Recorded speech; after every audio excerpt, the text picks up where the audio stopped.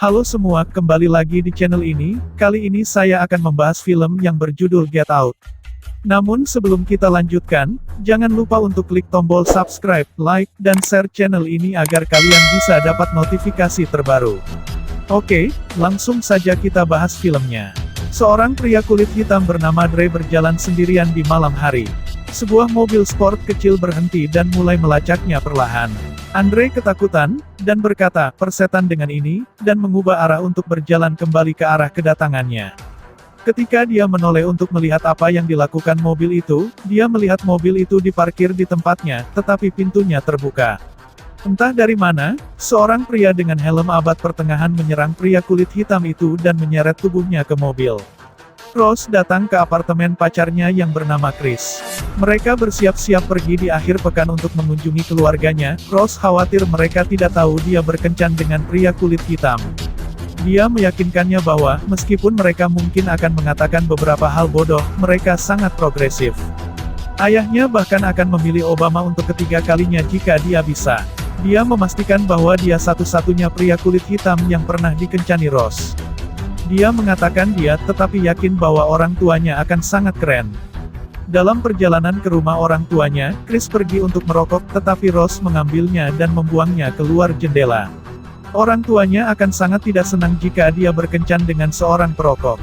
Chris memanggil temannya Rod, seorang agen SA, dan mengingatkannya untuk merawat anjingnya. Rod mematahkan keberaniannya tentang pergi mengunjungi orang kulit putih dan mengatakan itu ide yang buruk. Dia juga sedikit menggoda Rose. Chris menjadi sedikit cemburu dan Rose menganggapnya manis.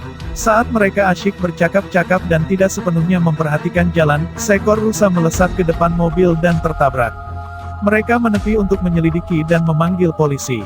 Polisi muncul dan menanyakan apa yang mereka lakukan di area tersebut. Rose memberitahu mereka bahwa mereka mengunjungi keluarganya. Petugas meminta untuk melihat ID Chris, tetapi Rose masuk dan mengatakan Chris bukan yang mengemudi jadi tidak perlu diperiksa. Petugas pun membiarkan mereka pergi. Chris dan Rose tiba di rumah orang tuanya. Ayahnya, Dean Armitage, adalah ahli bedah saraf yang ramah. Dia akan memilih Obama untuk ketiga kalinya jika dia bisa. Ibunya, Missy, adalah seorang hipnoterapis yang anehnya dingin. Dia menawarkan untuk menyembuhkan Chris dari kecanduan nikotinnya melalui hipnosis, tetapi Chris tidak mau. The Armitage juga memiliki dua pembantu kulit hitam. Ada Walter penjaga lapangan dan Georgina sebagai pelayan. Dean mengakui bahwa itu terlihat buruk. Dua orang kulit putih kaya memiliki dua pembantu yang berkulit hitam, tetapi mereka dipekerjakan untuk merawat orang tuanya dan Dean akan merasa enak membiarkan mereka pergi. Pasti ada sesuatu yang aneh tentang Walter dan Georgina. Mereka memiliki kesopanan buatan Stepford yang kaku. Mereka berdua juga berbicara menggunakan bahasa daerah kuno. Dean mengajak Chris berkeliling rumah dan menunjukkan foto-foto lama keluarga. Ayahnya dikalahkan oleh Jesse Owens untuk bersaing di Olimpiade depan Hitler. Meski hal itu menyedihkan bagi ayahnya, tetap menyenangkan melihat idealisme Arya Hitler terbukti salah. Dia mengetuk pintu ruang bawah tanah dan mengatakan itu ditutup karena jamur hitam. Ada juga foto kakak Rose yang akan bergabung nanti. Dia seorang ahli bedah seperti ayahnya, tetapi dia sedang mengalami masa sulit. Keluarga berkumpul untuk minum teh sore. Missy bertanya tentang orang tua Chris. Ayahnya pergi ketika dia masih muda dan ibunya ditabrak mobil ketika dia berusia 11 tahun. Georgina mengalami korsleting saat menuangkan teh dan Missy menyuruhnya berbaring beristirahat. Keluarga Armitage memberitahu Rose bahwa mereka akan mengadakan pesta besar besok. Dia terkejut dan mereka mengingatkannya bahwa itu adalah hari yang sama setiap tahun. Saudara laki-laki Rose, Jeremy, tiba. Dia adalah anak kaya yang sangat pengecut.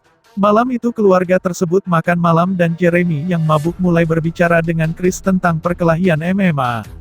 Dia mengatakan bahwa Chris berasal dari orang yang baik, dia ingin berdebat, tetapi Chris mengatakan bahwa dia memiliki aturan tentang bermain melawan pemabuk.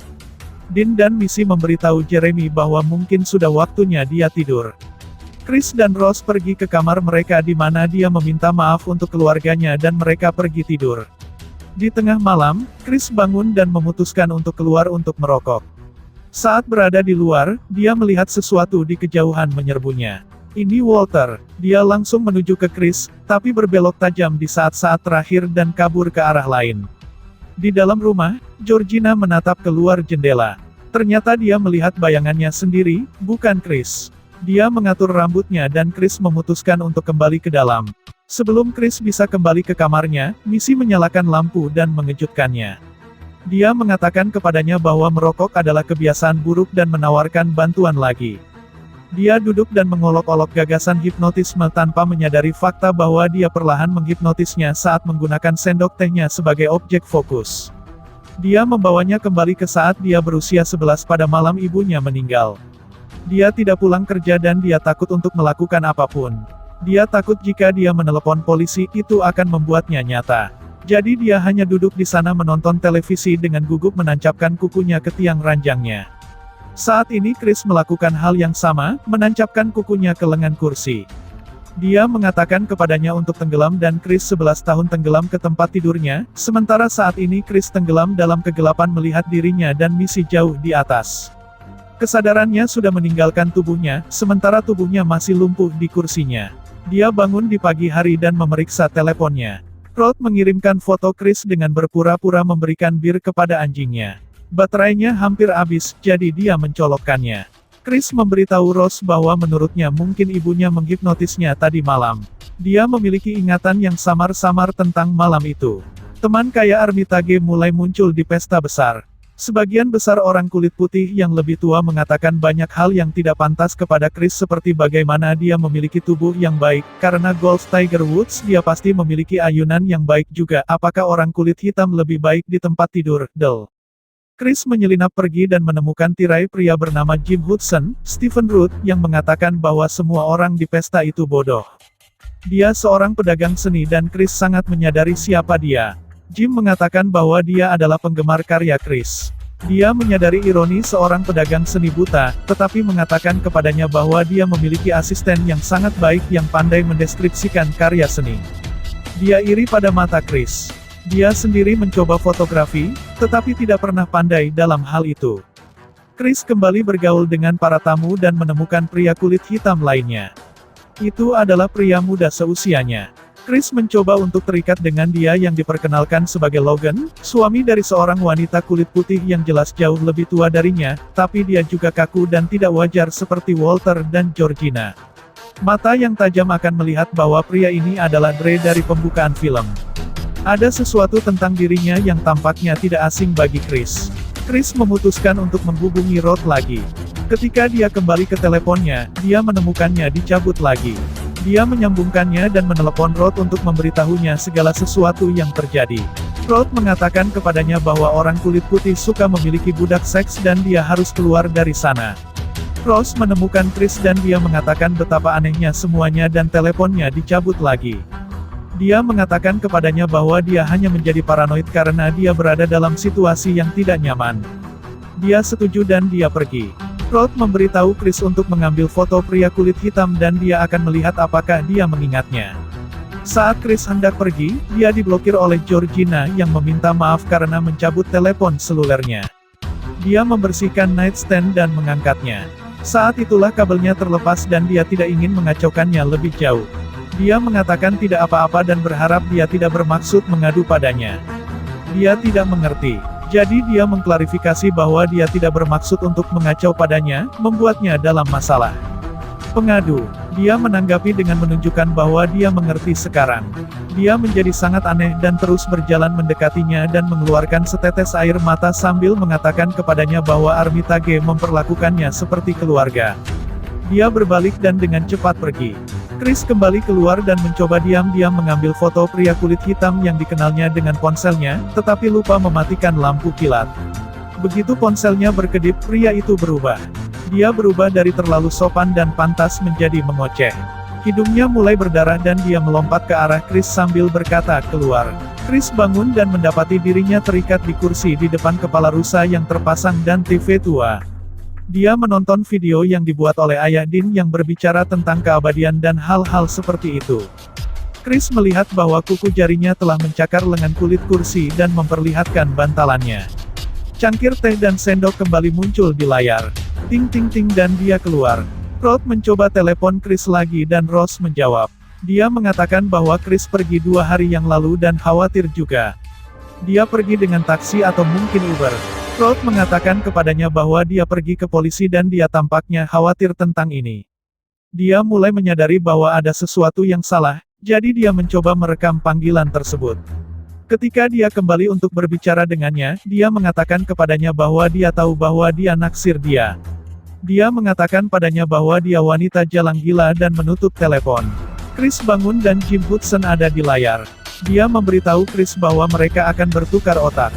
Orang-orang lain di pesta itu semua tentang menjadi orang kulit hitam, tetapi Jim tidak bisa kurang peduli tentang itu.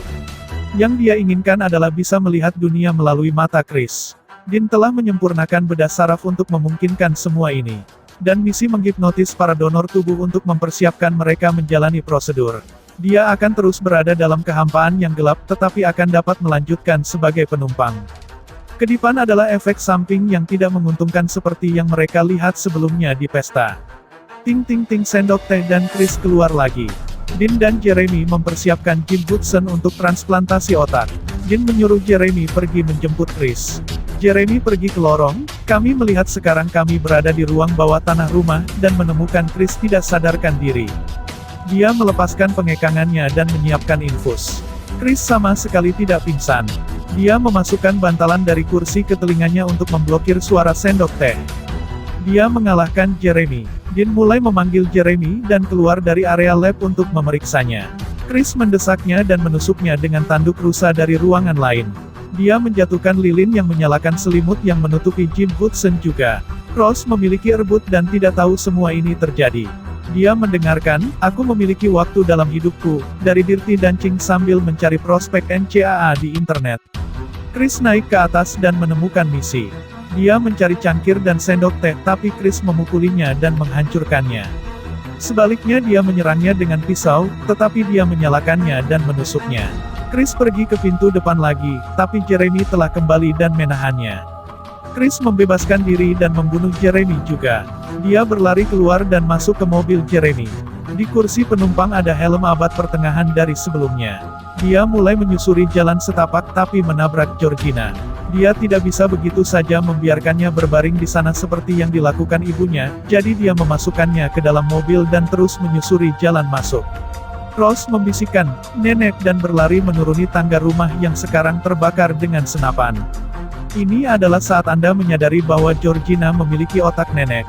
Dia bangun dan menyerangnya. Dia berteriak bahwa dia telah menghancurkan keluarga sementara Ross menembaki mobil. Dalam prosesnya, wignya jatuh dan kami melihat dia juga memiliki bekas luka di kepalanya akibat transplantasi otak. Mereka menabrak pohon dan dia mati, ledakan. Kaca spion terlempar. Ross mengejarnya dengan pistol. Dia memintanya untuk berhenti, tapi dia lebih mengkhawatirkan kondisi neneknya. Georgina adalah wadah di mana otak nenek Ross sekarang disimpan. Ross menembak lagi dan merindukan Chris. Entah dari mana, Walter berlari menangkap Chris dengan Ross berkata, "Tangkap dia kakek." Dalam perjuangannya, Chris meraih ponselnya dan mengambil gambar yang berkedip-kedip. Walter bangkit, mimisan seperti Dre, Logan sebelumnya, dan menoleh ke Ross dan berkata, "Aku akan menjaganya." Jelas ini adalah otak kakek Ross di Walter karena dia memberinya senapan, tetapi dia menembak Ross di perut. Kemudian menyalakannya sendiri dan bunuh diri. Chris perlahan bangun dari kecelakaan mobil dan serangan dari Walter. Dia melihat bahwa Ross masih hidup dan sedang mencoba untuk mendapatkan pistolnya. Dia menggerakkan pistol dan merangkak di atasnya dan mulai mencekiknya. Dia mulai mengatakan, "Aku mencintaimu," sambil dicekik dan mulai menyeringai karena dia terlalu kesal untuk melewatinya. Kemudian lampu polisi muncul di jalan.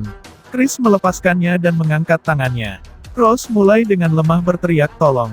Pintu mobil terbuka dan terlihat seperti mobil patroli SA. Itu Rod. Chris masuk ke dalam mobil dan Ross akhirnya menyerah pada lukanya. Setelah hening beberapa saat Rod mengatakan kepadanya, "Sobat, aku sudah bilang jangan masuk ke rumah itu."